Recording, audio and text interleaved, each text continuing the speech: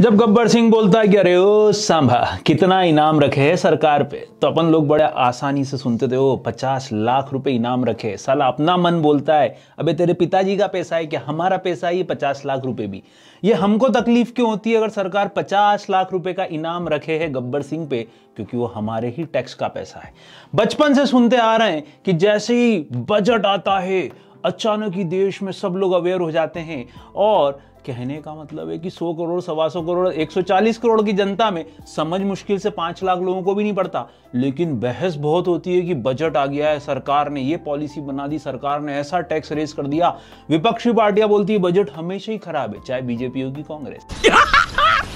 मस्त जोक मारा। जबकि जो पक्ष की पार्टियां होती है, जो पॉलिटिकल पार्टी गवर्निंग है, वो हमेशा बोलती है बजट जनता के लिए है, देश के लिए है। तो मालिक जब पहली बार हम हॉस्पिटल में जन्म लेते हैं ना, हमारा धरती पे अवतरण होता है, जन्म होता है, तो हम as a kid, as a बच्चे हम रोते हैं। और रोते नहीं है ना तो डॉक्टर रुलाता है और जबरदस्ती इंजेक्शन ठोकता है, आऊ करते हैं अपन, तो जाके घर वाले बोलते हैं भैया आ गया महान आत्मा पैदा हो गया हमारे घर में।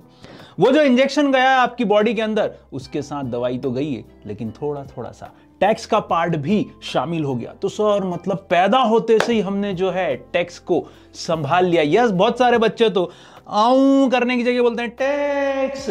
ऐसा भी हो सकता है भैया, मैंने तो ऐसे ही किया था, आपका आप जानो। तो मालिक टैक्स तो जो है बचपन से हम हर चीज पे कर रहे हैं। तो पहली बार मालिक बर्थ के समय आपने टैक्स पे कर दिया। सेकंड टाइम जब आपको थोड़े से बड़े होने पर कुछ खिलौने मिले, कुछ कपड़े मिले, दादा दादी ने कुछ गिफ्ट किया, तो उस समय उन खिलौनों पे, उन कपड़ों पे भी आप टैक्स पे करते आ रहे हो। और बड़े हुए मालिक हमने ट्राईसाइकिल ली। ट्राईसाइकिल वही वाली जिस पे बैठा कर आपने पिंकी को बहुत घुमाया है ना, आपका बचपन का पहला क्रश। उस ट्राईसाइकिल पे आपने उसको बहुत घुमाया, बहुत सारा आपने बचपन का समय गुजारा। उस ट्राईसाइकिल पर भी आपने टैक्स पे किया था। थोड़े और बड़े हुए मालिक, आपने बोला मुझे तो लैपटॉप चाहिए। पापा ने जैसे तैसे लैपटॉप का अरेंजमेंट करा। उस लैपटॉप पे बहुत आराम से आप क्या पे करके आए हो, टैक्सेशन पे करके आए हो। 10th पास हुए मालिक हम, 12th पास हुए। बच्चों ने जब 10 12 पास होते हैं ना, तो बच्चों के साथ पार्टी मांगी जाती है कि भैया पार्टी दो पार्टी दो। कौन? वही अपने खतरनाक वाले दोस्त यार है ना, सारे पीछे पड़ जाते हैं। 13% तो जबरदस्त बना, तेरे को पार्टी तो देनी पड़ेगी। देख अपन जब पार्टी करने जाते हैं तो उस समय जो रेस्टोरेंट का बिल बनता है उसमें भी हम पे करते हैं टैक्सेशन। और कॉमनली का सर सुबह सुबह DTH कनेक्शन का रिचार्ज करवाया, एयरटेल टाटा इसका, सर वहीं पर हमारा चला गया टैक्स। जैसे ही आपने प्रीपेड रिचार्ज कराया आपकी सिम का, वहां चला गया आपसे टैक्स। ओहो हो। और तो और जब गम में हो या खुशी में है ना, 4 बोतल वोदका का काम मेरा रोज का। बहुत बुरे लग रहे, तौबा तौबा तौबा। जब हम ये करते हैं तो मालिक लीकर के साथ हमेशा क्या चला जाता है, टैक्स चला जाता है। और बड़े आश्चर्य की बात है दोस्तों, कोरोना जैसे ही लॉकडाउन खत्म होता है और कोरोना के समय हम सब चीजें अनलॉक करने की शुरुआत करते हैं, तो गवर्नमेंट कोरोना में भी एक चीज चलने देती है, ना वो स्कूल है, ना वो कॉलेज, ना वो मंदिर है, ना वो मस्जिद, वो है अपनी शराब की दुकान। जिसको हरिवंश राय बच्चन ने, अमिताभ बच्चन जी के पिताजी ने एक बहुत बढ़िया कविता लिखी थी है ना, मधुशाला नाम से। वो बहुत फेमस है कि राह पकड़ तू एक चला चल पहुंच जाएगा मधुशाला, है ना। तो मालिक लीकर शॉप सबसे पहले ओपन हुई। और आप यहाँ पे टोल टैक्स क्रॉस कर रहे थे, टोल टैक्स क्रॉस करते, आपके पास थी 25 लाख की कार, और टोल टैक्स वाले ने बोला रुको भैया पेमेंट करके जाओ टोल टैक्स का। आपने बोला ये क्या है? बोले रोड को यूज कर रहे हो ना, इसका पेमेंट तो करना ही पड़ेगा। और अब तो ऑटोमेटेड हमारा पैसा उसमें से कट जाता है। जब हम LIC पॉलिसी कराते हैं, लाइफ इंश्योरेंस करवाते हैं, जीवन के साथ भी जीवन के बाद भी, तो मालिक इसके साथ भी आप पे कर चुके होते हो टैक्सेस। तो यार छोटे से छोटे पेट्रोल अरे जबरदस्त जा रहा है अभी तो अपनी तरफ से मालिक, इस पे टैक्स। इलेक्ट्रिसिटी अरे उस पे भी न जाने कितने तरह के टैक्स हैं। और सबका सपना एक घर हो अपना, तो ये जो घर आप बना रहे हो इस पे भी आपको लगता है प्रॉपर्टी टैक्स। न जाने कितने तरह के टैक्सेस हम जन्म से लेके मृत्यु तक लगातार पे करते हैं, है ना। तो अब ये जो सीक्वेंस थी हमारे टैक्सेस पे करने की, ये आ गई है हमारे सिलेबस में। और आप पढ़ने जा रहे हैं CS एग्जीक्यूटिव फर्स्ट ग्रुप में टैक्सेशन। तो मैं हूं सीए चेतन मंत्री। जितनी आपकी उम्र है उतना ही मेरा एक्सपीरियंस है। जब आप आओ आओ कर रहे थे तब मैं बोलता था मालिक टैक्स का ये मतलब है। बड़ा मजा आने वाला है। डायरेक्ट और इनडायरेक्ट टैक्स दो तरह के आपके सिलेबस का पार्ट है और बहुत मजेदार तरीके से सिलेबस पढ़ने वाले हैं। खास बात जो आपका पसंदीदा है वो यहां पर भी है, आपका पसंदीदा sir MCQ pattern. MCQ pattern जो आपने CSET में अपना एग्जाम दिया वही पैटर्न इस पेपर के लिए भी है। CS एग्जीक्यूटिव के फर्स्ट ग्रुप का इकलौता, सिर्फ और सिर्फ इकलौता पेपर जिसमें MCQ है वो है इनकम टैक्स और GST का पेपर टैक्सेशन। आप आराम से इसमें स्कोरिंग की बात करें तो आराम से 70 से लेके 85 मार्क्स मिनिमम ला सकते हैं और मैक्सिमम तो सर 100 में से 100 भी बहुत इजी है। ध्यान से देखना बस ये है कि हम क्या कंसेप्चुअल स्टडी कर पाएंगे कि सिर्फ रट के चले जाएंगे और वहां ऑप्शंस देखने में कंफ्यूज हो जाएंगे। कैसे कंफ्यूजन होता है देखो देखो देखो। जैसे कि आप जब दो MCQ देखते हो तो आपको यहां भी दिख रहा होगा कि ये पार्ट और ये पार्ट बिल्कुल सेम सेम लिखा है। सर बस ये मैंने जानबूझ के ही लिखवाया आपको सिर्फ ये समझाने के लिए कि एग्जाम में भी हमारे साथ यही गड़बड़ होती है। हमको दोनों ऑप्शंस एक जैसे लगते हैं, चारों ऑप्शंस बल्कि एक जैसे लगते हैं कि ये भी लग रहा है यार, ये भी लग रहा है यार, चारों में से कौन सा टिक करूं। तो मालिक ध्यान रखना ये जो है ये परफेक्ट है और ये जो है ये परफेक्ट नहीं है, तो ये काट देना। अपने को ऑप्शन भी इसी तरह से सिलेक्ट करने। सिर्फ ये सिखाने के लिए मैंने ये डेफिनेशन 2 बार टाइप करवाई कि ये डेफिनेशन अलग है और ये डेफिनेशन अलग। यही बात आपको ऑप्शन सिलेक्ट करते समय भी ध्यान रखनी है। तो चलिए दोस्तों सबसे पहले सिलेबस पे नजर मारते हैं क्या है हमारे सिलेबस में और CS एग्जीक्यूटिव क्यों ये 100 मार्क्स का पेपर आपको इजीली 90 तक का स्कोर करवा सकता है। फुल मार्क्स तो बिल्कुल कोशिश की जा सकती है, क्या बुराई है यार। इजी पार्ट है 100 मार्क्स। आपका फेवरेट MCQ अभी मैंने बताया आपको कि ये जो रहेगा MCQ पैटर्न रहेगा। 2 हिस्सों में आपका सिलेबस डिवाइडेड है। पहला है डायरेक्ट टैक्स और दूसरा है indirect tax. Indirect tax again 2 हिस्सों में डिवाइडेड है मालिक। सबसे पहले GST और दूसरा पार्ट है हमारा कस्टम। 50-50 है ना, बहुत सिंपल सा सिलेबस। सिलेबस में थोड़ा सा वाइड जरूर है लेकिन आपको मदद मिलेगी MCQ से, आपको हेल्प मिलेगी मेरे चार्ट सिस्टम से। जो मेरे नोट्स में चार्ट बने हुए हैं उनसे बहुत आराम से आप और बहुत तेजी से आप रिवाइज कर पाओगे। मॉड्यूल पूरा हम कवर करने वाले हैं और जो भी कंटेंट है वो नोट्स में आपको पूरा मिल जाएगा। जो जो ICSI के मॉड्यूल में उसी के बेसिस पे पेपर क्रिएट होता है। हम मॉड्यूल को छोड़ नहीं सकते, इसीलिए आपके लिए पूरा मॉड्यूल का जो क्रक्स था, जो सबसे इंपॉर्टेंट चीजें थी वो सब नोट्स में आ जाएंगी। आपको कुछ भी एक्स्ट्रा देखने की जरूरत नहीं पड़ेगी। यह छोटा सा सिलेबस। सर हमारे मन में एक और क्वेश्चन आता है कि हम टैक्स लेते क्यों हैं, गवर्नमेंट क्यों हमसे टैक्स ले रही है और हम भी टैक्स पढ़ क्यों रहे हैं यार।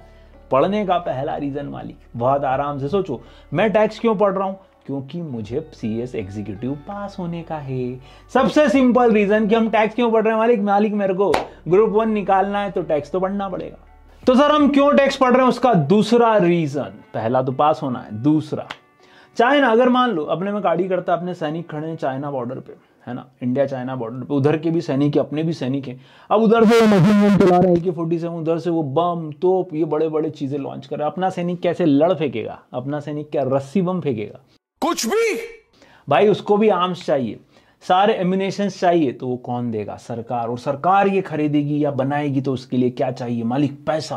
और पैसा कहां से आएगा, गवर्नमेंट तो ठन ठन गोपाल है, सारा पैसा जनता से टैक्स के रूप में कलेक्ट किया जाता है। तो वाई टैक्स इज नेसेसरी, सोचिए आप भी। इकोनॉमिक्स मैक्रो आपने पढ़ा हुआ है, उसमें भी थोड़ा सा पार्ट टैक्स का आता था। अलग अलग क्रेडिट पॉलिसीज आती थी, क्वालिटेटिव और क्वांटिटेटिव मेजर्स आते थे, तो उसमें कहीं ना कहीं टैक्सेशन पॉलिसीज का इंक्लूजन था। बोलो फटाफट से क्या लगता है, टैक्स क्यों बनाए सर, क्यों चाहिए टैक्स को, क्यों हो किसी भी देश में टैक्स।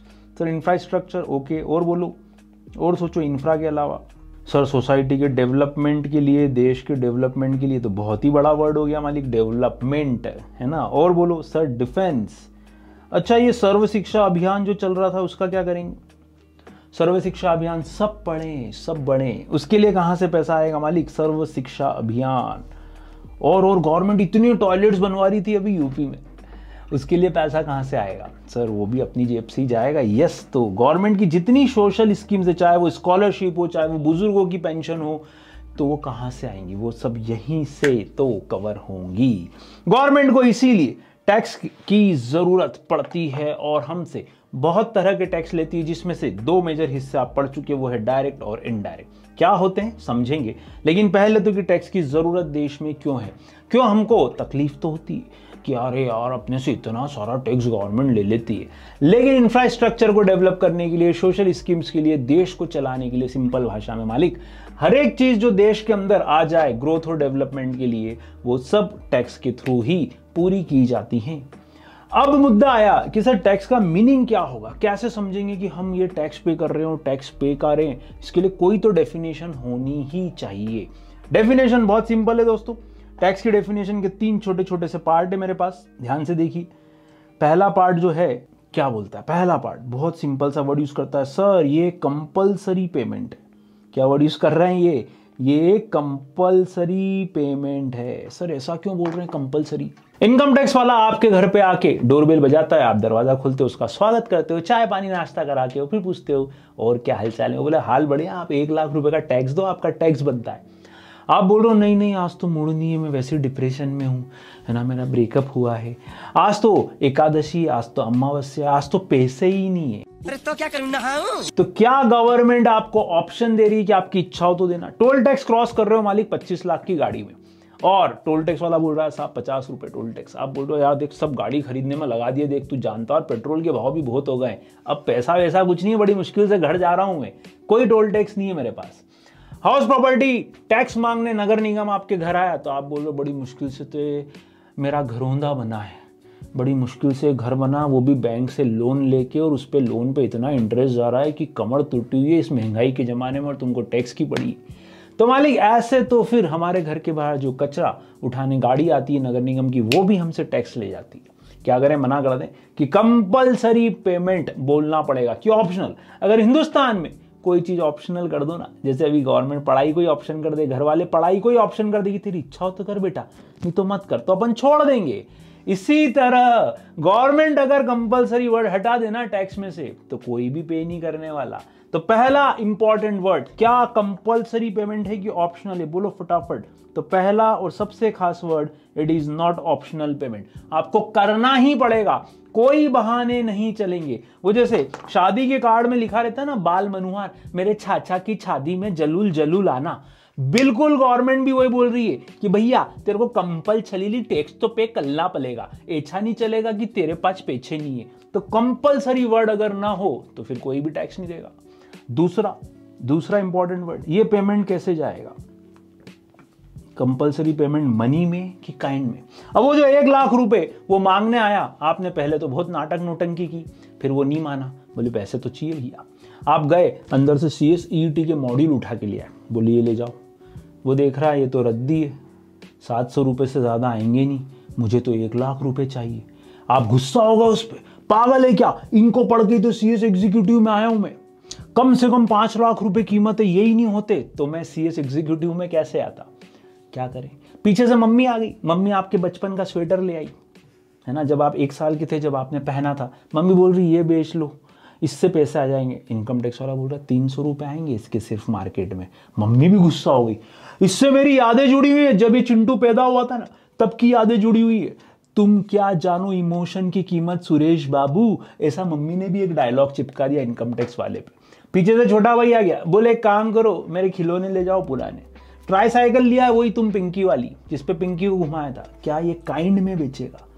क्या हमारे सैनिक वहां पे स्वेटर पहनेंगे कि गोली चलाएंगे? सर गोली चलाएंगे, उसके लिए तो आर्म्स ही चाहिए। कोई आया बोले ये चावल ले लो, दाल ले लो, कोई बोल रहा है सब्जी ले लो, क्या ऐसे काइंड में टैक्स कलेक्ट होगा? अरे मुझे चक्कर आने लग गया अब। और तो और कोई छोटा बच्चा अपना नॉर्मल बन गया वाली, क्या उस छोटे से खिलौने से सैनिक लड़ेंगे? क्या रोड पे हम दाल और चावल बिछाएंगे कि नहीं सीमेंट ही चाहिए, पैसा चाहिए मालिक। गवर्नमेंट कभी भी काइंड में कोई चीज एक्सेप्ट आपसे नहीं करेगी, वरना बार्टर सिस्टम शुरू हो जाएगा। तो दोस्तों ये 2 बातें तो बहुत क्लियर है, गवर्नमेंट को कंपलसरीली पेमेंट चाहिए, गवर्नमेंट टैक्स में नाटक नोटंकी नहीं देखेगी, ऑप्शनल पर्पस कभी नहीं करेगी। और दूसरा, मनी ही चाहिए, काइंड में कुछ भी नहीं चाहिए। लेकिन क्या गवर्नमेंट की जैसी मर्जी हो वैसा हमसे टैक्स, वैसा हमसे पैसा लेके चली जाए कि हम तो ये वाला टैक्स भी लेंगे, वो वाला भी लेंगे? गवर्नमेंट कैसे हमसे टैक्स कलेक्ट कर रही है? क्या गवर्नमेंट के मन में जैसा आ गया वैसा वो टैक्स कलेक्ट कर लेंगे? तो मालिक ध्यान रखिएगा, tax compulsory payment of money तो है, लेकिन गवर्नमेंट जब भी मुझसे लेने आएगी उसके लिए हमेशा उनके पास एक एक्ट का होना जरूरी है। तो डेफिनेशन का तीसरा और सबसे important part, through an act, किसी कानून के तहत, किसी लॉ के तहत, किसी विधि के तहत ही वो मेरे से ये अमाउंट ले पाएंगे। तो दोस्तों 3 अलग अलग point, compulsory payment of money through an act. बिना एक्ट के क्या आपसे कोई टैक्स लेगा? जैसे टोल टैक्स चल रहा है तो क्या 4 लोग ऐसे ही रास्ते में बैरिकेड लगा के बैठ कर बोल रहे हैं दे रे भाई गवर्नमेंट ने हमको बोला है? ऐसा नहीं होता। जब भी गवर्नमेंट कोई टैक्स लेगी कहीं ना कहीं कोई ना कोई उसका कानून, कोई ना कोई उसका एक्ट जरूर होगा। यह है आपकी डेफिनेशन का पहला पार्ट मालिक, टैक्स की definition, compulsory payment of money, compulsory money and through an act. ICSI के मॉड्यूल में एक और डेफिनेशन दी हुई है दोस्तों, ध्यान से देखिएगा। It is the financial charge, क्या वर्ड यूज किया गया? It is the financial charge imposed by government on income, on commodity और ऑन एन एक्टिविटी। तो 3 चीजों का बोल रहे हैं आईसीएसआई के मॉड्यूल में कि टैक्स फाइनेंशियल चार्ज के तौर पर है, पैसा तो देना ही पड़ेगा, मीनिंग वही है, फाइनेंशियल चार्ज मींस पैसा तो लगेगा।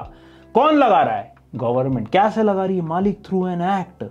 बिना एक्ट के गवर्नमेंट कभी भी कोई चीज आप पे और मुझ पे इंपोज नहीं कर सकती, वरना हम सुप्रीम कोर्ट चले जाएंगे। हम गवर्नमेंट के अगेंस्ट सुप्रीम कोर्ट जाकर केस लगा देंगे कि गवर्नमेंट ये गलत कर रही है। डेमोक्रेसी का यही फायदा है। तीसरा, इनकम पे होगा या कमोडिटी पे होगा या किसी एक्टिविटी पे हो सकता है। इसकी डिटेल्ड वर्जन अभी आप जब डिफरेंस पढ़ोगे ना तो और आपको क्लियर होगा। अब मुद्दा आता है सर कि टैक्स की डेफिनेशन के 2 अलग अलग एंगल्स अपन ने देखे। Compulsory payment of money impose by government, it is a financial charge on the society, on the people of India. और ये इनकम, कमोडिटी या एक्टिविटी किसी पे भी लग सकता है। तो क्वेश्चन है sir what do you mean by act? हमने बोल दिया जब भी टैक्स इंपोज होगा किसी न किसी कानून से ही होगा। ऐसा क्यों? देखो समझाता हूं। मान लो मैं ऑफिस में बैठा था, मैं प्रैक्टिसिंग चार्टर्ड अकाउंटेंट हूं, मुन्ना भाई और सर्किट आगे बैठ गए। मुन्ना भाई कौन? सर वो डॉन है। अब वो मेरे से बोल रहे हैं यार मैं भी लोगों से टैक्स कलेक्ट करता हूं। मैंने कहा कैसे? बोले मैं चाकू अड़ा देता हूं, कंपलसरी पेमेंट करते हैं मेरे को और मनी में ही करते हैं, तो इसका मतलब मैं भी टैक्स ले रहा हूं। क्या बताया मुन्ना भाई और गवर्नमेंट में कोई अंतर नहीं है, जबकि मुन्ना भाई इलीगल कर रहे हैं, गवर्नमेंट लीगल कर रही है। तो बड़ा अंतर कहां से क्रिएट हुआ? मुन्ना भाई की एक्टिविटी में और गवर्नमेंट की एक्टिविटी में। सर गवर्नमेंट जो भी कर रही है वो एज पर एक्ट कर रही है। तो ये छोटी सी बात बहुत इंपॉर्टेंट होती है कई बार इंटरव्यूज में कि जो भी टैक्स लिए जा रहे हैं वो कैसे लिए जा रहे हैं। तो मालिक अगला important question, what do you mean by act? इसके पहले बताओ आपने एक्ट वर्ड कहां पढ़ा? सर सबसे पहले हमने सीएसीईटी में कॉन्ट्रैक्ट एक्ट पढ़ा था। ओके 1872 का, यस एक्ट वर्ड था। फिर सर हमने यहां पर सेल ऑफ गुड्स एक्ट देखते हैं हम, फिर हम नेगोशिएबल इंस्ट्रूमेंट एक्ट देखते हैं हम, ये भी एक एक्ट है। और अपना सबसे फेवरेट यार कंपनी सेक्रेटरी कोर्स के स्टूडेंट्स का वो है कंपनीज एक्ट 2013। और नया नया जो आया वो है जीएसटी, लेटेस्ट अभी जो आया है पिछले कुछ सालों में। और हम कॉन्स्टिट्यूशन को भी तो लॉ ही मानते हैं, कॉन्स्टिट्यूशन ऑफ इंडिया। और सर एक्ट तो बहुत सारे पढ़े अपन ने, लॉ वर्ड थोड़ा सा वाइड होता है, एक्ट उसी का एक पार्ट है। तो एक्ट में क्या देखेंगे? तो सर अभी भी हम बोल रहे हैं इतने सारे एक्ट आपने पढ़े, इतने सारे एक्ट। एक्ट का मीनिंग क्या होगा? देखो ध्यान से लिखो भैया। एक्ट मीन्स सबसे पहला set of rules and regulations, set of rules and regulations. हो ये पहला टाइटल ठीक करें आपके इसमें नोट्स में, set of rules and regulations लिखें भैया, set of rules and regulations, ये पहली लाइन।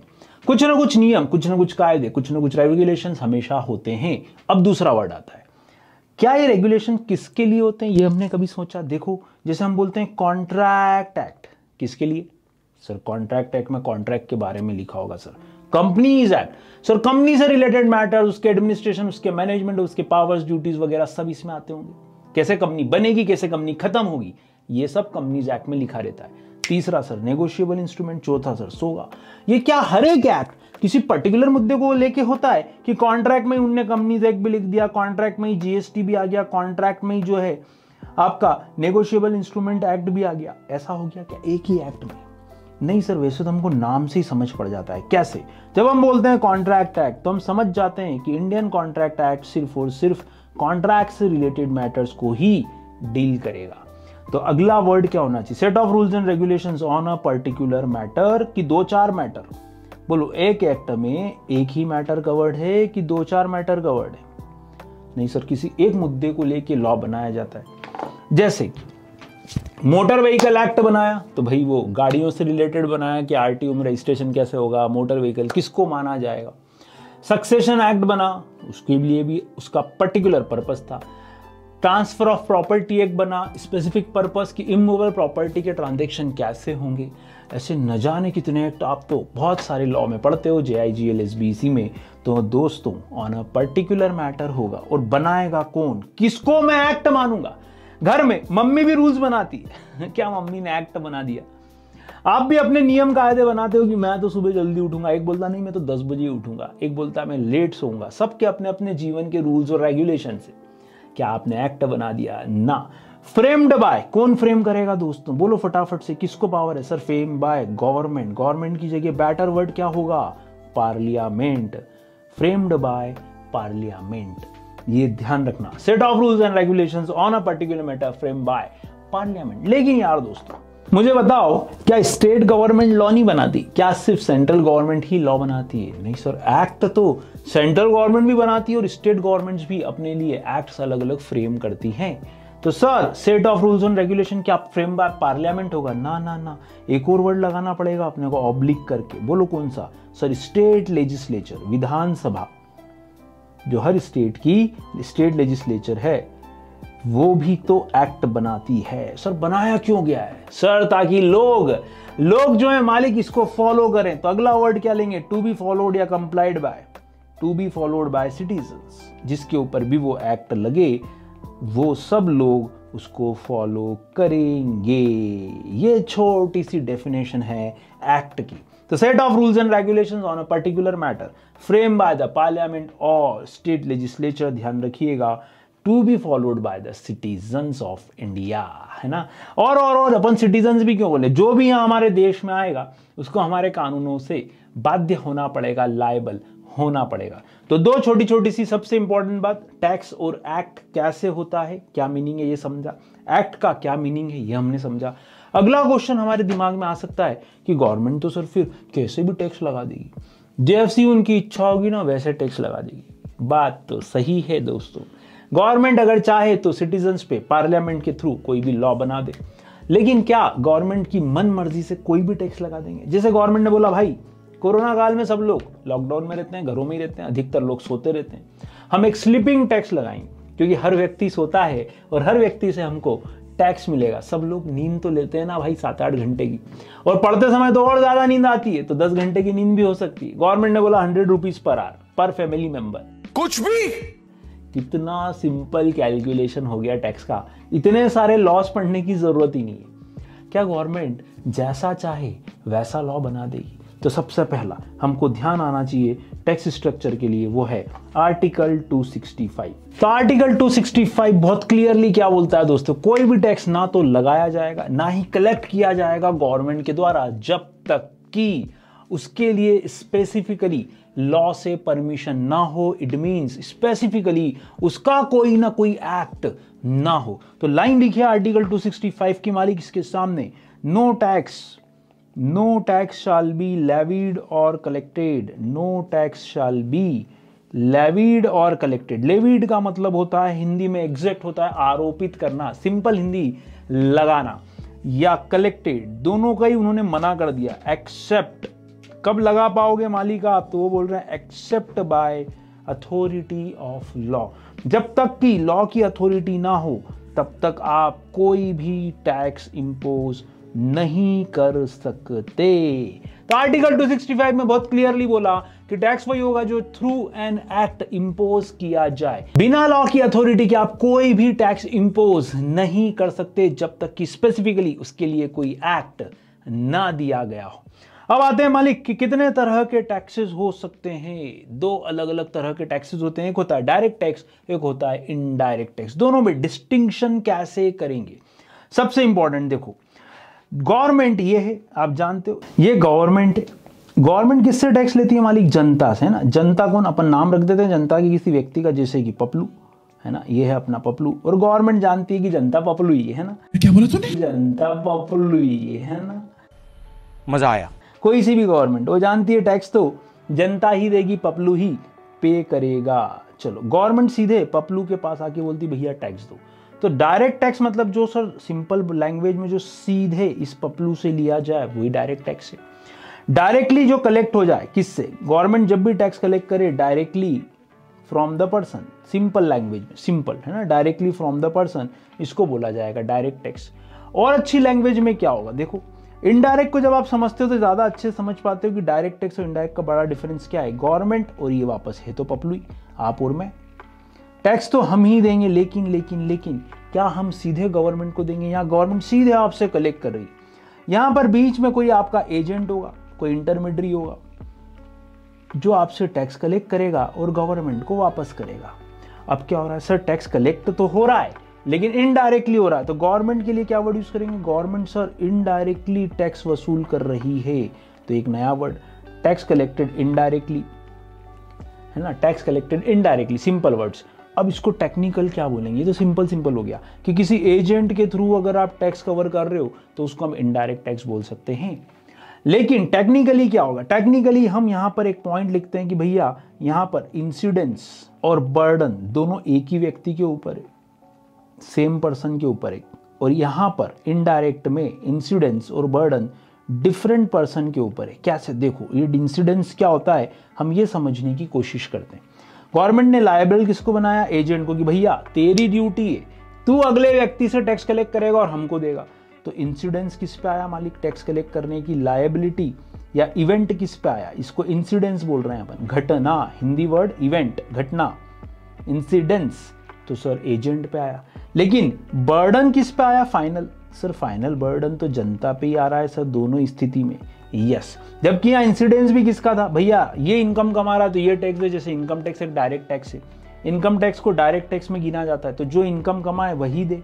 तो इंसिडेंस भी इसी के ऊपर है और बर्डन भी, जबकि यहाँ इंसिडेंस किसी और के ऊपर था और पेमेंट करने का बर्डन किसी और की थी, किसी और की लायबिलिटी थी कि वो पे करे। तो ध्यान रखना, यहाँ पे दो अलग अलग लोग इन्वॉल्व हो जाते हैं। गवर्नमेंट सारे रूल बिजनेसमैन के लिए बनाती है और पेमेंट जो है जनता से लेती है। कैसे? जैसे सपोज आप विद्योदय पे क्लास कर रहे हैं, आप विद्योदय पे क्लास करें तो आप विद्योदय को जीएसटी देंगे, विद्योदय वो जीएसटी गवर्नमेंट को दे देगा। यह है इनडायरेक्ट टैक्स का तरीका। तो पहला डिफरेंस, इंसिडेंस और इंपैक्ट किसके ऊपर है सर? डायरेक्ट टैक्स में पपलू ही इवेंट भी बियर कर रहा है और बर्डन भी। तो देखो क्या लिखना पड़ेगा? Incidence and impact are on the same person. लिखो मालिक, are on the same person. दोनों चीजें एक ही व्यक्ति के द्वारा टैकल की जाएंगी। जबकि इनडायरेक्ट टैक्स में क्या बोलना है? इनडायरेक्ट में अपने को बोलने का है are on different person, are on different persons, are on different persons. ये एक और इंपॉर्टेंट पॉइंट। बर्डन की बात करते हैं, बोलो क्या लग रहा है? क्या यहां पपलू जो है अपना बर्डन किसी और को दे दे? डायरेक्ट है, जो गवर्नमेंट बोल रही हम तो तेरे से ही लेंगे भैया, है ना। पपलू बोल रहा नहीं मेरी जगह कोई और देगा, गवर्नमेंट बोल रही नहीं, ये बर्डन शिफ्ट नहीं हो सकता। जबकि यहां बोलो इनडायरेक्ट में, सर इनडायरेक्ट में क्या हुआ? इनडायरेक्ट में मालिक ध्यान से देखिएगा कि इनडायरेक्ट में एजेंट जो था, कौन था एजेंट? विद्योदय। उसके ऊपर गवर्नमेंट ने बोला कि तुम पहले टैक्स दो हमको, और किससे वसूल कर लो? जनता से वसूल कर लो। तो क्या विद्योदय ने अपना बर्डन, इस एजेंट ने अपना बर्डन दूसरों पे शिफ्ट किया? यस। तो किस में बर्डन शिफ्ट हो सकता है और किस में नहीं हो सकता? सर नाम ही डायरेक्ट है, तो आप अपना बर्डन किसी और पे शिफ्ट नहीं कर सकते। लेकिन इनडायरेक्ट में बर्डन जो है किसी और पे शिफ्ट किया जा सकता है। तो एजेंट जो है अपना बर्डन किस पे था? मालिक ये एजेंट कौन है? एजेंट जो है बिजनेसमैन है। एजेंट कौन है मालिक? एजेंट तो बिजनेसमैन है। Who is this agent? He is a businessman, he is a businessman, व्यापारी, है ना, या सर्विस प्रोवाइडर। जैसे आप और मैं बात करते हैं, हम सीएस हैं, बोलो हम क्या करेंगे? सर हम किसी और को सर्विसेज देंगे। हम क्या करेंगे उससे? सर उससे जीएसटी लेंगे और गवर्नमेंट को आगे बढ़ा देंगे। इसका मतलब हम एजेंट हुए। हमारे ऊपर जो इंसिडेंस था कि भैया तुमको ये करना ही पड़ेगा, गवर्नमेंट ने लायबिलिटी अपने पे डाली, अपन ने वो पेमेंट का बर्डन किसी और पे शिफ्ट कर दिया। तो बर्डन के लिए पॉइंट लिखिए, burden can not be shifted. क्या लिखना पड़ेगा इधर? Can not be shifted, can not be shifted. Direct tax में कभी भी आप अपना बर्डन किसी और पे शिफ्ट नहीं कर सकते। कैसे? एक और एग्जांपल देता हूं। आपने अपना घर बनाया, उसका प्रॉपर्टी टैक्स आप दोगे कि पड़ोसी देगा? बोलो भैया। कैश के चेक। हाँ, ये सारे झोलम झाल से दूर हूं मैं, इसलिए तो मशहूर हूं। क्या करना है? आप ही देंगे या कोई और? नगर निगम आपसे बोलेगा, आपका घर है मालिक, आपको देना पड़ेगा। आप बोलोगे नहीं किराएदार देगा ना, मेरा टेनेंट देगा, मेरे पड़ोसी शर्मा जी देंगे, वर्मा जी देंगे। अरे मालिक नहीं हो पाएगा। डायरेक्ट टैक्स है तो आपको ही ये बर्डन बियर करना पड़ेगा। इनडायरेक्ट में बोलो क्या करना रहता है? Sir can be shifted, it can be shifted. ध्यान रखिएगा, आप यहां पर अपना पूरा बर्डन कंज्यूमर पे शिफ्ट कर देते हैं, जनता पे, पब्लिक पे शिफ्ट कर देते हैं। आपने ओला बुक की, ओला वाला अगर आपसे टैक्स लेता है, अमेजन आपने ऑनलाइन परचेजिंग की, अमेजन वाला अगर आपसे टैक्स लेता है तो बर्डन अपने पे ही तो आ रहा है यार। नेक्स्ट देखो, लेविएबल ऑन। डायरेक्ट टैक्स किस पे लेवी होगा? उससे पहले कुछ एग्जाम्पल की बात करते हैं। बोलो डायरेक्ट टैक्स के एग्जाम्पल्स क्या लग रहे हैं आपको? सर एक तो इनकम टैक्स हो सकता है, क्योंकि हमने बोला था ना इनकम पे जो लगाया जाए। बोलो, एक पहले वेल्थ टैक्स हुआ करता था, आजकल वेल्थ टैक्स रेट हट गया है, वरना पहले संपत्ति पे लगता था, वेल्थ पे लगता था, वो हट चुका है। तो आईडीटी किस पे लगता है? सर जीएसटी किस पे लगता है? आईडीटी के एग्जांपल है sir GST act, custom act, ये एग्जांपल है। पहले वैट हुआ करता था, एक्साइज हुआ करता था, सर्विस टैक्स हुआ करता था। बोले अभी भी वेट एक्साइज कुछ कुछ हद तक है, ये सब काय पे लगते हैं। तो लेविएबल ऑन, तीसरा पॉइंट बहुत इंपॉर्टेंट, ध्यान से देखिए, ये हमेशा लगेंगे गुड्स और सर्विसेज के ऊपर। लिख लो सबसे इंपॉर्टेंट पॉइंट। अगर आपको ये समझना है कि कोई भी टैक्स डायरेक्ट है कि इनडायरेक्ट, तो पहले देखो लग किस पे रहा, लेवी किस पे हो रहा है, किस पे लेविएबल है, वो किस पे लगाया जा रहा है। तो अगर गुड्स और सर्विसेज पे लगाया जा रहा है तो समझ जाना कि वो तो इनडायरेक्ट टैक्स ही है। जबकि यहां बोलो किस पे लगाओगे direct tax? It may be leviable on income, may be leviable on wealth, may be leviable on activity. जो भी एक्टिविटी आप कर रहे हो उससे रिलेटेड भी कुछ टैक्सेस हो सकते हैं। तो ध्यान रखिएगा, लेविएबल ऑन डायरेक्ट टैक्स हमेशा होगा इनकम पे, वेल्थ पे, असेट पे, जबकि इनडायरेक्ट टैक्स होगा गुड्स और सर्विसेज पे। तो बोलो कोई एक्ट लाई गवर्नमेंट और आपके सामने वो बुक रख दी गई और एक्ट चिल्ला चिल्ला के आपसे पूछ रहा है बता मैं कौन, तो बोलना भाई तू गुड्स पे लगता है मतलब, या सर्विसेज पे लगता है मतलब तू आईडीटी, और अगर इन पे नहीं लगता मतलब तू डीटी है। तो ध्यान से समझना कि कौन सा टैक्स कैसा। अब तुम्हारे रिलायंस की सिम में, एयरटेल की सिम में जो टैक्सेस लगे क्या लग रहा है, कौन से हैं? वो जो रेस्टोरेंट में हमने पार्टी दी थी सीएसईटी पास होने की, कौन सा टैक्स दिया होगा? सर सर्विसेज पे दिया है। आप खुद जब कंपनी सेक्रेटरी बनोगे और किसी क्लाइंट को सर्विसेज दोगे तो दोस्तों कौन सा टैक्स लगाओगे? Sir IDT, indirect tax. Fourth reason, nature कैसा है, ये सबसे इंपॉर्टेंट है दोस्तों। मेरा आपसे बहुत छोटा सा क्वेश्चन है, बहुत छोटा सा क्वेश्चन। अगर हम डायरेक्ट टैक्स और इनडायरेक्ट टैक्स का एक बहुत बड़ा डिस्टिंक्शन देखें तो आपको समझ में आएगा कि क्या जबरदस्त चीज है यार ये। देखो सुनो, मुझे बताओ कि अक्षय कुमार जो है 8 करोड़ रुपए कमा रहा है, ओके है ना। अमिताभ बच्चन मान लो 3 करोड़ रुपए कमा रहे हैं। विराट कोहली मान लो 1 करोड़ रुपए कमा रहा है ना। ये आप हो, आप कमा रहे हो 50 लाख रुपए, ओके। मुझे बताओ इस इनकम पे ज्यादा टैक्स कौन देगा? सबसे ज्यादा टैक्स कौन देगा? आपको क्या लगता है? बोलो क्या लग रहा है? कैसे कैसे टैक्स लें? अक्षय कुमार से ज्यादा लें कि आपसे ज्यादा लें? सर अपन गरीब आदमी 50 लाख रुपए कमा रहे हैं, अक्षय से लोना है यार, वो 8 करोड़ रुपया कमा रहा है भाई, वो सबसे ज्यादा पे कर सकता है ना। फिर सर फिर अमिताभ बच्चन 3 कमा रहे हैं, वो अपने से ज्यादा ही टैक्स देंगे। अच्छा कोई स्टूडेंट है जो अभी कुछ भी नहीं कमा रहा बेचारा, जिसकी इनकम मान लो या फिर सिर्फ 10,000 रुपए ईयरली इनकम, छोटा मोटा वो ट्यूशन व्यूशन पढ़ा लेता है, कभी कभार कुछ फ्रीलांसर काम कर लेता है, 10,000 रुपये, क्या लग रहा है कौन सबसे ज्यादा टैक्स पे करेगा? सर जिसकी इनकम ज्यादा है। लो इकोनॉमिक्स में डायग्राम बनाते थे यार तुम लोग, बहुत पसंदीदा, ऐसा कुछ क्या ऐसा डायग्राम बन रहा है इसका? जिसकी इनकम ज्यादा उसका टैक्स ज्यादा। बोलो जिसकी इनकम ज्यादा उसका टैक्स ज्यादा, क्या लग रहा है? जैसे जैसे इनकम बढ़ रही है क्या टैक्स बढ़ रहा है? Yes sir. तो नेचर ऑफ डायरेक्ट टैक्स क्या होगा? डायरेक्ट टैक्स का नेचर अगर हम बताएं तो हम कैसा मानेंगे नेचर इसका? Progressive nature. क्या होता है सर प्रोग्रेसिव?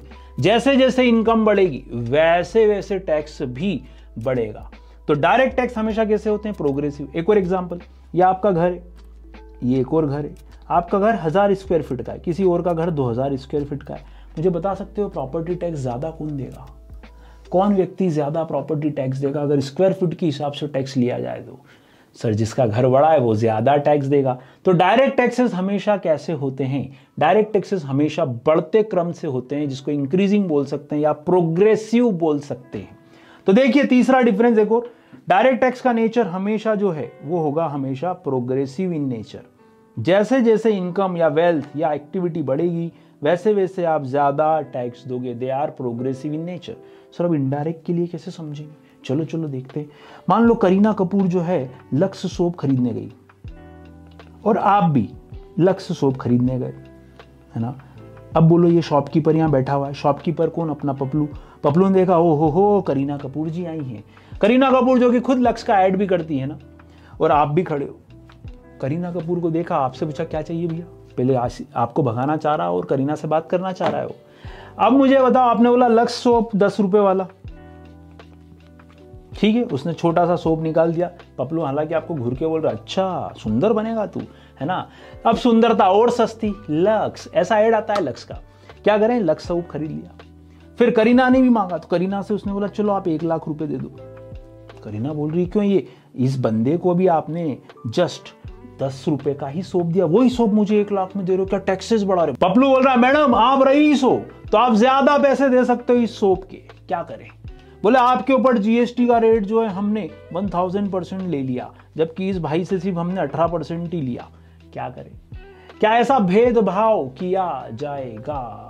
क्या करें? विमल गुटका शाहरुख खान खरीदने जाए, अजय देवगन खरीदने जाए, क्या आप खरीदने जाओ, है ना, जुबा केसरी, क्या सबको एक जैसा रेट, एक जैसा कोटेशन, इतने से पाउच का सबसे 5 रुपया था भाई, सबसे 5 रुपया? क्या मतलब सर आईडीटी में क्या अलग अलग टैक्स ले आते हैं, गरीब से अलग अमीर से अलग? ऐसा कुछ नहीं होता। आप पेट्रोल डलवाते हो, क्या सभी लोग जितने लोग पेट्रोल डलवा रहे हैं वो एक जैसा टैक्स पे कर रहे हैं? चाहे उनकी इनकम कम हो चाहे ज्यादा हो, चाहे टेम्पो वाला ऑटो वाला अपने इसमें डीजल डलवाए या हम हमारी कार में डीजल डलवाए, रेट तो टैक्स का सेम है। तो कैसी भी इनकम हो मालिक, क्या करें? करीना बोल रही पगला गए हो क्या? ये 1 लाख रुपए 10 रुपए के साबुन के नहीं चाहिए। आप रेट चेंज नहीं कर सकते। आप सीए हो मालिक या सीएस हो, प्रोफेशनल कोई भी ले लो, या सीडब्ल्यूए हो।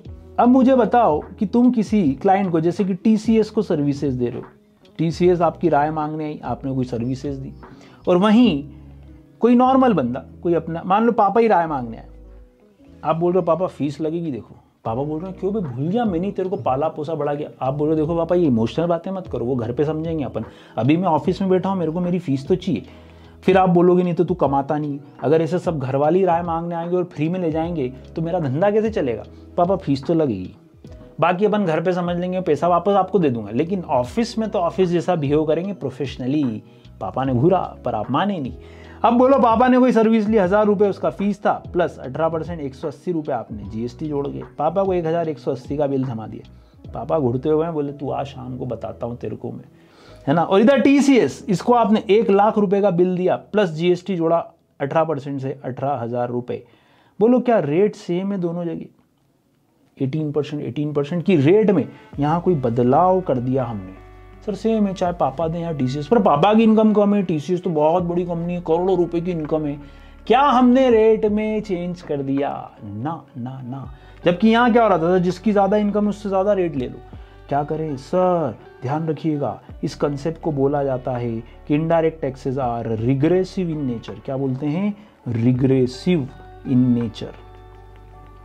तो सर रिग्रेसिव का डायग्राम कैसा होगा? देखो देखो देखो, रिग्रेसिव का डायग्राम बनाते हैं अपन।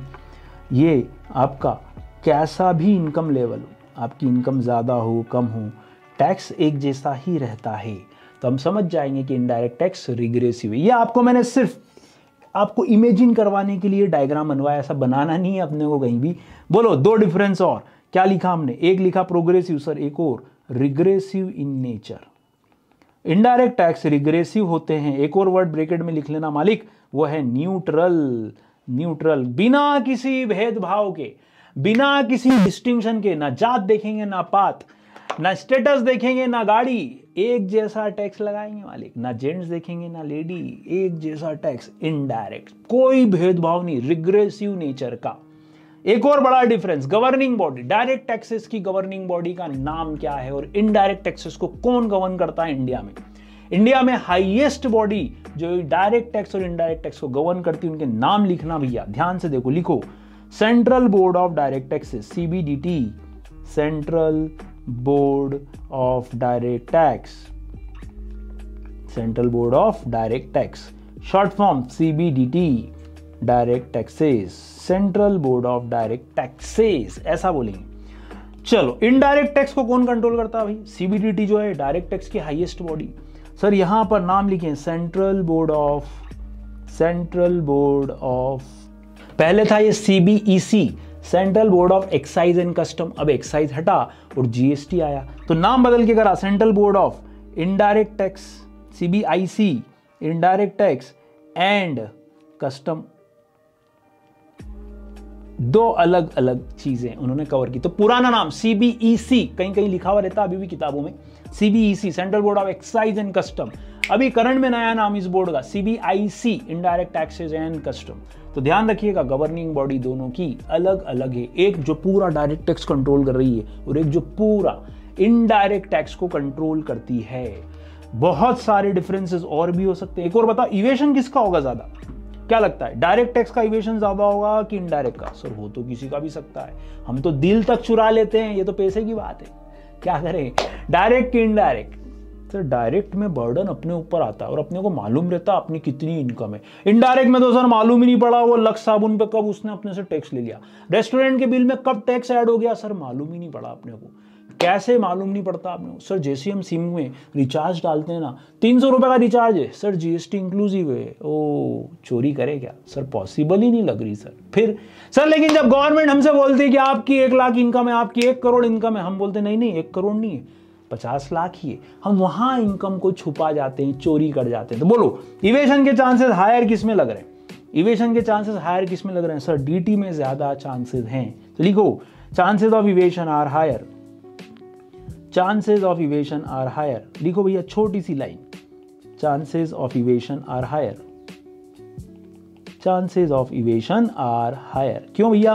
क्योंकि सर अपनी पॉकेट से जा रहा है, बर्डन मेरे पे ही है, तो मैं उसको इधर उधर शिफ्ट करने की कोशिश करूंगा, कम दिखा दूंगा, क्योंकि मेरे से ही लेंगे वो टैक्स, तो कम करने की कोशिश हो सकती है। जबकि इनडायरेक्ट में sir are less, chances of evasion are less. कारण सर मालूम ही नहीं पड़ता कब अपनी जेब से पैसा चला गया, इंश्योरेंस प्रीमियम पे की, कब टैक्स चला गया आपने कभी देखा ही नहीं। 2000 के रेस्टोरेंट के बिल में आपने कभी वॉच ही नहीं किया मालिक, 150 रुपए की कॉफी में, 200 रुपए की कॉफी में, 500 रुपए की किसी रेस्टोरेंट के बिल में हमने कभी वॉच ही नहीं किया कि उसमें GST कितना जुड़ा हुआ है, डायरेक्टली चला जाता है। कारण सर बर्डन शिफ्ट होता है, तो जो बिजनेसमैन है, जो एजेंट है, वो आपसे पूरा टैक्स लेता है और जनता को मालूम नहीं पड़ता। और एक और खास बात, आपने हमेशा पढ़ा है MRP, इंक्लूसिव ऑफ टैक्सेस। 10 रुपए में ऑलरेडी टैक्स शामिल है। 10 रुपए का जब लक्ष्य लगाओ तो देखना आपकी बार पानी डालो तो आपको टैक्स बहता हुआ दिखेगा 5 पैसे का, है ना, बाथरूम के अंदर। तो मालिक ये जो है इवेशन के चांसेस कम कर देता है, क्योंकि ऑलरेडी गुड्स और सर्विस की प्राइस में वो टैक्स का एलिमेंट इंक्लूडेड है। इवेशन के बाद एक और इंपॉर्टेंट क्वेश्चन होता है कि सर किससे इन्फ्लेशन बढ़ता है, महंगाई कौन से टैक्स से बढ़ जाती है। पेपर में हम एक जानकारी पढ़ते हैं कि गवर्नमेंट ने 25 पैसे, 50 पैसे या 1 रुपए पेट्रोल या डीजल की प्राइस बढ़ाई। क्यों इतना शोरगुल होता है ना? बनता बोल रहा है यार ये लोग क्यों चिल्लाते हैं यार, पेट्रोल डीजल के भाव बढ़ जाते हैं। मैंने कहा महंगाई बढ़ती है भाई। अरे बोले क्या महंगाई बढ़ती है, मैं पहले भी 100 रुपए का डलवाता था, अभी भी 100 रुपए का डलवा रहा हूँ। अगर जोक आपको समझ में आया तो ठीक, नहीं आया तो रात में सोचना और हंसना अकेले में कि इन्फ्लेशन किससे बढ़ रहा है। इससे इस जोक से आप ये बात समझ सकते हो। 100 रुपए का डीजल जो पहले मान लो 2 लीटर डलता था, अब 1 लीटर ही डल रहा है, महंगाई बढ़ गई। इन्फ्लेशन जैसे ही बढ़ता है तो इनडायरेक्ट टैक्सेस के कारण ही ज्यादा बढ़ता है। डायरेक्ट टैक्सेस हम खुद बियर कर रहे हैं, हमारी इनकम के अकॉर्डिंग चल रहा है, उससे इन्फ्लेशन इंक्रीज नहीं होता। जैसे ही पेट्रोल की प्राइसेस चेंज होती हैं अचानक फिर महंगाई बढ़ने लगती है। डीजल की प्राइस चेंज हुई, दाल महंगी, ट्रांसपोर्टेशन महंगा, स्कूल वाले अपने ट्रांसपोर्टेशन की फीस बढ़ा देते हैं मालिक, इतनी सी बात से महंगाई छू जाती है आसमान। तो कौन सा tax? Sir indirect taxes are inflationary, they are inflationary. ध्यान रखना, इनके कारण इनडायरेक्ट टैक्सेस की वजह से इन्फ्लेशन इंक्रीज होता है, दे आर इन्फ्लेशनरी। जबकि डायरेक्ट टैक्सेस में क्या लिखना, दे आर नॉट इन्फ्लेशनरी। मालिक ये वाले टैक्सेस जो हैं ये इन्फ्लेशनरी नहीं है। बहुत सिंपल सा डिफरेंस और लॉजिक आपको अपने आसपास ही नजर आ जाता है। अब बचे 2 पॉइंट। सबसे पहला वायबिलिटी ऑफ पेमेंट, किसमें पेमेंट कम होगा? सर देखो, जिसकी इनकम ज्यादा वो ज्यादा टैक्स दे, तो किसमें पेमेंट कम जाता है? कौन सी चीज वायबल है कि आप आराम से पे कर दोगे? Sir direct tax. Direct tax में आपकी जितनी इनकम होती है उतना ही आपसे मांगा जाता है, तो they are more viable in payment. आपको डायरेक्ट टैक्स पे करना अखरेगा भी नहीं। आपकी इनकम 2 लाख है, आप बोलोगे मेरा कम है, इसकी 5 लाख है, वो ज्यादा देगा, बोलेगा ठीक है मेरी 5 लाख है। कोई बोलेगा मेरी 25 लाख है, ओके तेरे लिए 25 लाख के हिसाब से टैक्स बनाया रहे हमने। इसका मतलब ज्यादा वायबल कौन है? ये लेजर बर्डन देता है लोगों पर, क्योंकि जिसकी जितनी इनकम वो उतना ही टैक्स पे करता है। तो लिखें वायबिलिटी ऑफ पेमेंट में they are less burden and hence easily viable, and hence easily viable for payment, and hence easily viable for payment। तो इनडायरेक्ट में क्या प्रॉब्लम है? सर इनडायरेक्ट में मैं बहुत गरीब आदमी हूं, मेरी इनकम ही 2 लाख रुपए, लेकिन मैं फिर भी पेट्रोल पे उतने ही टैक्स दे रहा हूं सर जितना कि मुकेश अंबानी पे कर रहा है, जितना कि अमिताभ बच्चन पे कर रहा है, जितना कोई भी बड़ा व्यक्ति टैक्स पे कर रहा है, सर मेरे से भी उतना ही लिया जा रहा है। तो दे आर मोर बर्डनर, है ना, having more burden on the person. यहां पर बर्डन बढ़ जाता है हमेशा, और इसमें कहीं ना कहीं पेमेंट की वायबिलिटी लेस होती है। तो लिखो लेस वायबल, लेस वायबल। ये सब आपके नॉलेज के लिए मालिक, आपको कहीं लिखना नहीं है। एमसीक्यू जो बनेंगे वो किस किस पे बनेंगे मैं आखिरी में बताने वाला हूं। नेक्स्ट, एडमिनिस्ट्रेशन वायबिलिटी किसकी होगी? एडमिनिस्ट्रेशन वायबिलिटी किसकी होगी? एडमिनिस्ट्रेशन वायबिलिटी का मतलब सर किसको कलेक्ट करते समय गवर्नमेंट को ज्यादा डिपार्टमेंट, ज्यादा लोग, ज्यादा खर्चा करना पड़ेगा? जनता से डायरेक्ट टैक्स लेते समय ज्यादा खर्चा होगा कि इनडायरेक्ट टैक्स वसूल करते समय ज्यादा बड़ा डिपार्टमेंट चाहिए?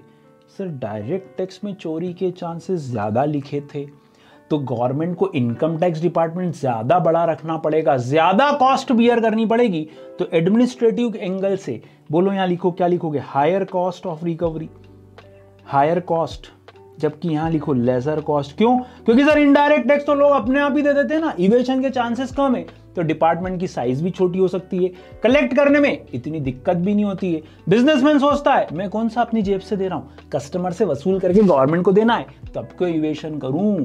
तो लेजर कॉस्ट ऑफ एडमिनिस्ट्रेशन, यहां पर एडमिनिस्ट्रेटिव कॉस्ट कम हो जाती है, जबकि डायरेक्ट टैक्सेस में एडमिनिस्ट्रेटिव कॉस्ट हमेशा इंक्रीज होती है। लिखो higher cost of admin, admin मतलब एडमिनिस्ट्रेशन। बोलो मालिक। तो ध्यान से सुनना, वायबिलिटी ऑफ पेमेंट क्या बोलता है? सर डायरेक्ट टैक्स में जिसकी जितनी इनकम वो उतना देगा, लेकिन जीएसटी सबसे बराबरी से लिया जा रहा है, तो इसका मतलब पेमेंट करने में डायरेक्ट टैक्स वाले में कोई दिक्कत नहीं होती, हालांकि इवेशन के चांसेस ज्यादा हैं। एडमिनिस्ट्रेशन में सर अब चूंकि आदमी खुद अपनी इनकम बताता है तो वो छुपा भी सकता है, चोरी भी कर सकता है, तो फिर ज्यादा कॉस्ट लगती है एडमिनिस्टर करने में, ज्यादा डिपार्टमेंट लगाना पड़ता है कि लोग चोरी तो नहीं कर रहे हैं। इनडायरेक्ट में वही कॉस्ट जो है कम हो जाती है। एग्जाम में एमसीक्यू किस किस पे बनेगा मालिक? ध्यान से देखिए, आपके जो शुरू के 4 पॉइंट हैं यहां तक, इन पे आपको एमसीक्यूज क्रिएट होते हैं एग्जाम में। और ध्यान रखना, टैक्स स्ट्रक्चर में कॉन्स्टिट्यूशन गवर्नमेंट को रोकता है, कॉन्स्टिट्यूशन ऑफ इंडिया गवर्नमेंट को बोलता है कि भैया आर्टिकल 265 का ध्यान रखना, जब तक हम पावर नहीं देना, पार्लियामेंट पावर नहीं देना, कॉन्स्टिट्यूशन पावर नहीं देना, तब तक कोई एक्ट नहीं बनेगा, और जब तक कोई एक्ट नहीं बनेगा तब तक आप कोई भी टैक्स लेवी और कलेक्ट नहीं कर सकते दोस्तों। अब मुद्दा आता है सर कि पावर कैसे डिसाइड होगी? गवर्नमेंट ने बोल दिया स्लीपिंग टैक्स लगाएंगे, कौन रोकेगा? सर एक्ट बनाना, एक्ट बनेगा तो रुक जाएंगे? नहीं, एक्ट बना के तो वो टैक्स वसूल कर लेंगे। तो सर फिर एक्ट बनाने की पावर किसकी? ये कौन है जो एक्ट बनाता है? सर पार्लियामेंट और स्टेट लेजिस्लेचर। तो इसका मतलब सर क्या गवर्नमेंट कोई सा भी एक्ट बना सकती है? सर पार्लियामेंट में बीजेपी मान लो अभी पावर में, तो संसद में वो कोई भी एक्ट ले आए और पास करवा दे, तो क्या उनको कोई रोक सकेगा? या गवर्नमेंट की जैसी इच्छा होगी वैसा वो लोग एक्ट बना देंगे और वैसा जनता पे इंपोज कर देंगे। कौन है वो शक्ति, वो महाशक्ति, वो बाहुबली, वो शक्तिमान, जो गवर्नमेंट को अंडशंड लॉ बनाने से, चाहे जैसा लॉ बनाने से रोक सकता है? यह जानने के लिए मेरे साथ बने रहिए मालिक। नेक्स्ट वीडियो में आपसे फिर मुलाकात होगी। हम सीखेंगे कि कैसे गवर्नमेंट इंडिया में लॉ लेकर आती है, एडमिनिस्ट्रेटिव बॉडी किस तरह से काम करती है और हम किस व्यक्ति से टैक्स वसूल करते हैं। नेक्स्ट वीडियो में फिर मुलाकात होगी मालिक। ध्यान रखिएगा अपना। Love you all. Radhe Radhe.